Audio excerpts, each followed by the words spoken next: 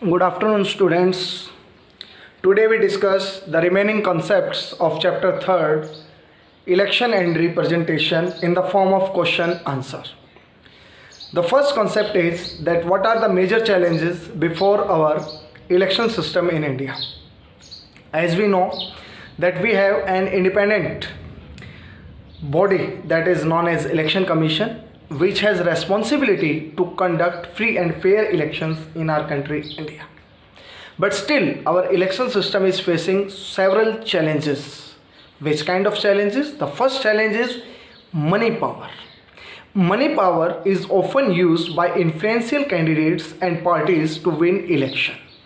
There are big parties like Indian National Congress, Bharatiya Janata Party. They have some advantage as we compare to smaller parties and over and independent candidates. It gives them an advantage over smaller parties and independent candidates.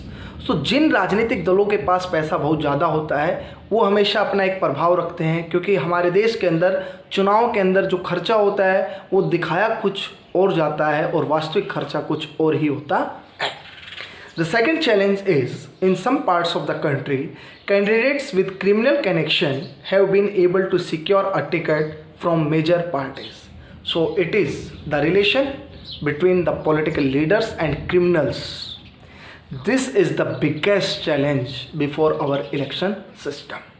If we are talking about at present, in our parliament, more than 50% of our representatives, against them there are serious criminal cases pending.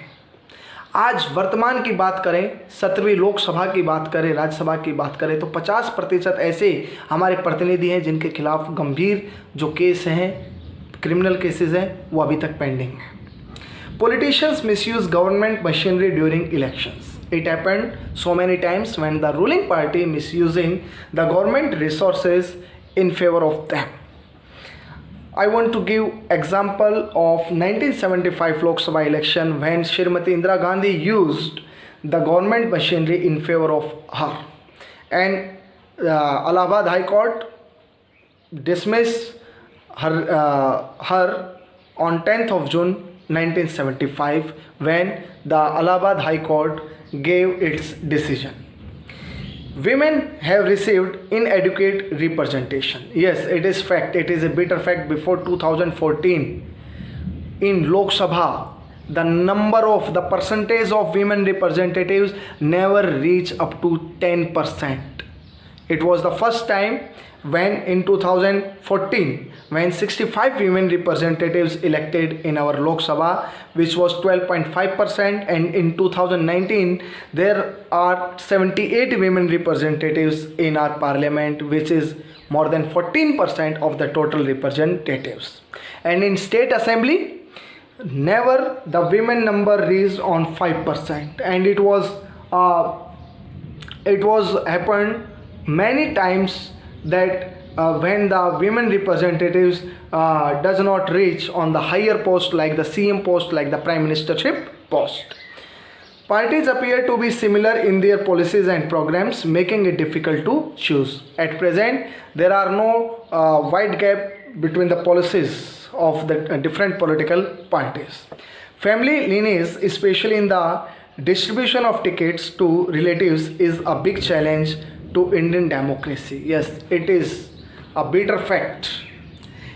At the time of distribution of tickets, always political leaders, they distributed the tickets among their relatives, and those persons, those who are the active members of that political party, they remain active members, not become the leaders.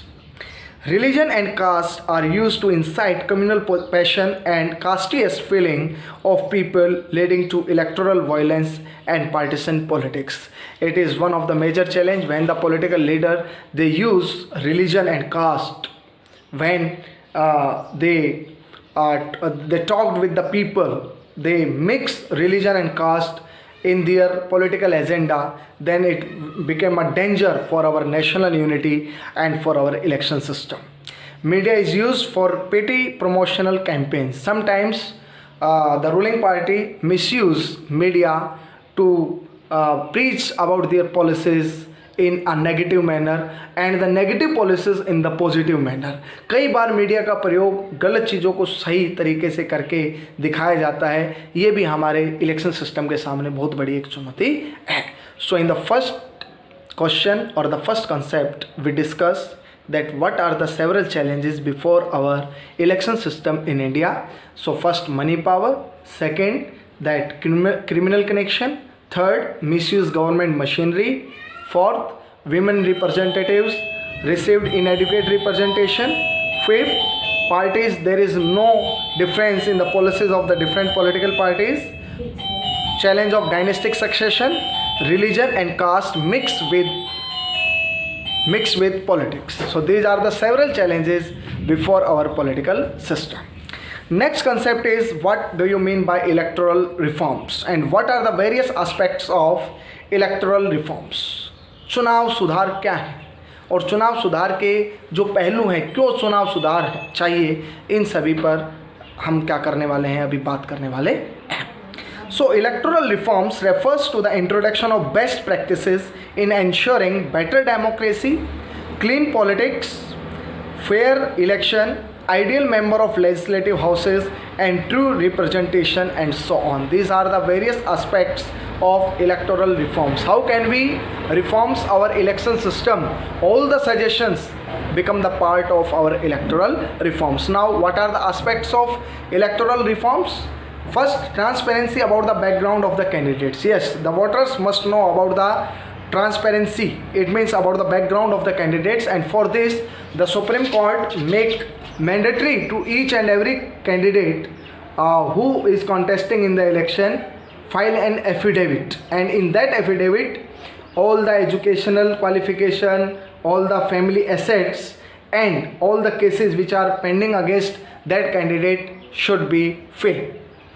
Freeing the election process from money and muscle power. Why? What is the need of electoral reforms? That to remove the money and muscles power from our election system. Availing all the citizens eligible to vote a comfortable, friendly, assured facilitation of vote casting. There is no fear. Secret voting system is the need of present time for electoral reforms or for free and fair election. Upholding the secrecy of voters, fair registration and recognition of political parties and without any kind of influence. It means give more and more power to our election system which is working independently to recognize the political parties. Non-partisan role of media. It means media play a fair role in our country India to show the bad and good policies of the ruling party and what is the role of opposition party in our country by the media. Applying the model code of conduct efficiently. What do you mean by model code of conduct? This code of conduct is prepared by election commission during the time of election, and it is a set of rules which have to be followed by each and every political party. And streamlining the preparation of electoral rolls, updating the voter list, all these are the various aspects of electoral reforms. Next concept is that which provisions ensured the independence of election commission in India. Yes, as we know that our election commission is appointed by the president, but after once appointed, our election commissioner or chief election commissioner are free to take its decisions. So what are the provisions in the Indian constitution that our election system becomes strong and independent?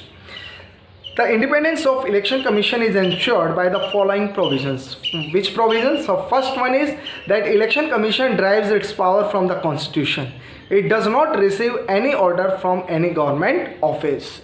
There is no power of the government to give any order to our election commission. So it is mandatory that during election time all the state employees and government employees, they are working under the election commission.